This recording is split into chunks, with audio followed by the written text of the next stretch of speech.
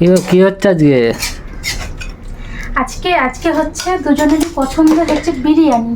তো আজকে বিরিয়ানি করার জন্য এখানে দেখো সমস্ত কিছু আমি রেডি করে নিয়ে বসে গিয়েছি। এখন শুধুমাত্র ভাপে দেবো, তাহলেই হয়ে যাবে। এই যে দেখছো বড় ডেকচিটা, এটার মধ্যে ভাপে দেবো। এটার মধ্যে ভাপে দিলে বেশ সুন্দর হবে। আর এখানে দেখো আমি এখানে এক থালা, মানে আমাদের যেটুকু লাগবে কোয়ান্টিটি, এক থালা এরকম বাসমতি চালের ভাত সমস্ত কিছু দিয়ে সুন্দরভাবে আমি করে নিয়েছি। আর এদিকে করে নিয়েছি আমি আলু সেদ্ধ। আলুটাকে ভালো করে ভেজে, মানে সেদ্ধ করে ভেজে, তার সাথে এই যে বেরেস্তাও করেছি।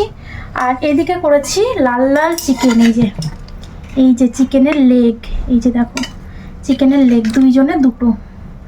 এই যে চিকেনের লেগ, তার সাথে আরও বড় বড় চিকেন, হ্যাঁ মানে একটা গোটা মুরগি নিয়ে এসেছিলো, তো সমস্ত চিকেনটাই রান্না করেছি। আর কিছুটা সলিড মাংস আমি ম্যারিনেট করে রেখেছি, ওটা পকোড়া করব।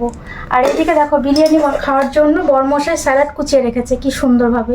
এখানে কি কি আছে, শসা, পেঁয়াজ, টমেটো, গাজর, ধনেপাতা, লেবু, কাঁচা লঙ্কা, এই সমস্ত আছে। তো চলো ঝটপট আমি দমটা দিতে লাগি। দমটা দেওয়ার জন্য সমস্ত কিছু রেডি করে নিই।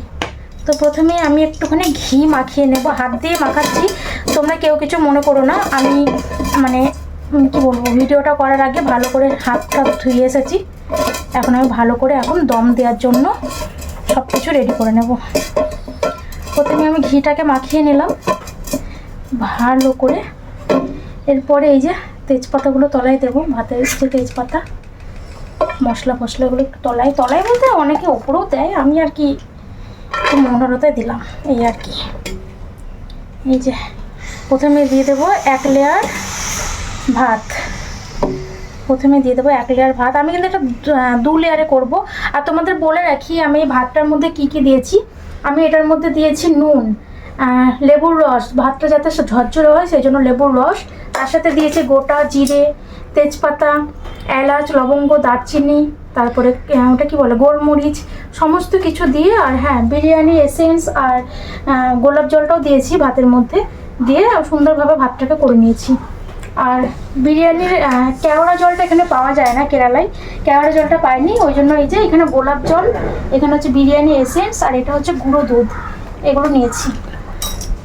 তো প্রথমে এক লেয়ার ভাত দিলাম, এরপরে আমি এখন দিয়ে দেবো কয়েক টুকরো আলু। আর আমি কিন্তু ডিম দিইনি, তোমরা দেখতেই পাচ্ছ, কারণ অনেকটা চিকেন আর ডিম আমরা খুব একটা বেশি পছন্দ করি না, ওই জন্য ডিম দিইনি। তো এই যে প্রথমে আমি দিয়ে দিয়েছি আলু, এরপরে দিয়ে দেবো আমি চিকেন। এই যে এভাবে আমি দিয়ে দেবো এখন চিকেন। বিরিয়ানি রান্না করতে সবাই পারে, কেউ পারে না, না সবাই পারে, তাও আর কি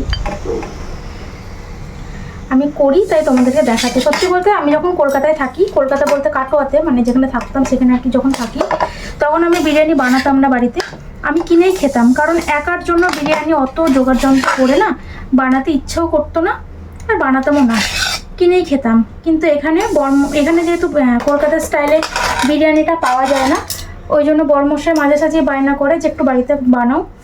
তো এসেছি 1 মাস হয়ে গেল, আমার আসা 1 মাস ওভার হয়ে গেছে।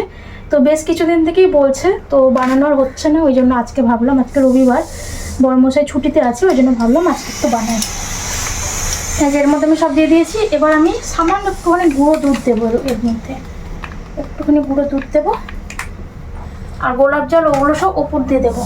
আর আমি কিন্তু মাংসর মধ্যেও গোলাপ জল এই সমস্তগুলো দিয়েছি, প্লাস রাইসটাতেও দিয়েছি। আর এখানে বিরিয়ানি মশলাটা পাওয়া যায় না, তাই দুঃখিত, কিচ্ছু করার নেই।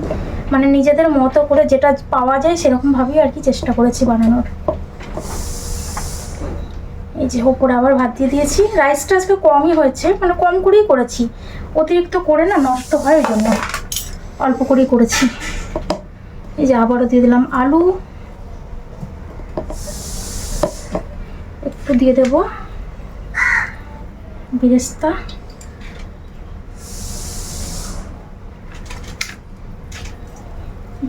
একটুখানি রেখে দেবো ওপরটায় দেওয়ার জন্য।